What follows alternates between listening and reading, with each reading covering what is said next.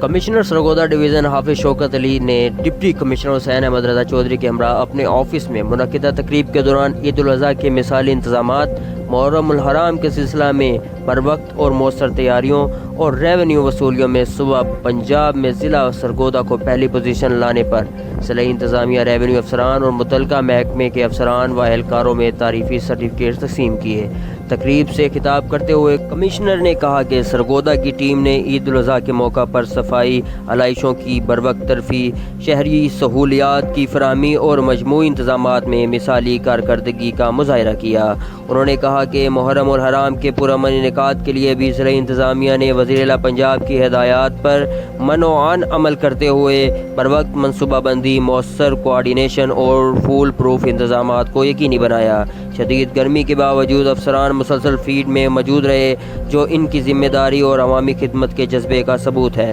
Commissioner نے کہا کہ ریونیو وصولیوں حکومت پنجاب کی اولین ترجیحات میں شامل ہیں اور وزیر اعلیٰ پنجاب اور چیف سیکرٹری پنجاب کی جانب سے اس حوالے سے بہت زیادہ توقعات وابستہ ہیں۔ انہوں نے کہا کہ ریونیو وصولی بلا شبہ ایک مشکل کام ہے، تاہم ضلعی انتظامیہ نے فیلڈ سٹاف کو متحرک کر کے صوبہ بھر میں پہلی پوزیشن حاصل کی، جو قابل تحسین کامیابی ہے۔ انہوں نے کہا کہ ریونیو ریکارڈ میں نمایاں بہتری آئی ہے، جس سے نہ صرف سرکاری نظام مضبوط ہوا بلکہ عوام کو بھی بہتر اور بروقت ریلیف مل رہا ہے۔ انہوں نے یہ کامیابی بہترین ٹیم ورک، مؤثر قیادت اور اداروں کے درمیان مضبوط رابطوں کا نتیجہ ہے۔ انہوں نے تمام افسران اور اہلکاروں کی کاوشوں کو سراہتے ہوئے کہا کہ آئندہ بھی اسی جذبے اور لگن کے ساتھ کام جاری رکھا جائے تاکہ ضلع سرگودا ہر شعبے میں اپنی نمایاں کارکردگی برقرار رکھ سکے۔ کمشنر نے کہا کہ اب مونسون اور ممکنہ فیلڈ سیزن